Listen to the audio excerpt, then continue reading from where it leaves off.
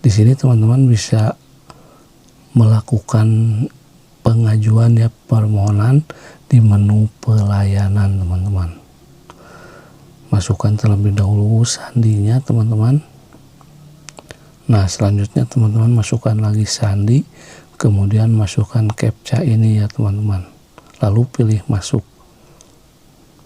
Nah di sini tuh ada beberapa pengajuan teman-teman. Teman-teman bisa mengajukan berbagai keperluan administrasi kependudukan sesuai dengan kebutuhan teman-teman. Teman-teman bisa mengajukan permohonan cetak kartu keluarga, kemudian cetak biodata WNI, kemudian perubahan golongan darah, perubahan pendidikan, surat keterangan pindah, pecah kakak, akta kelahiran, akta kematian, dan yang lainnya teman-teman. Nah jadi aplikasi ini sangat bermanfaat teman-teman. Teman-teman bisa mengajukan berbagai macam administrasi kependudukan.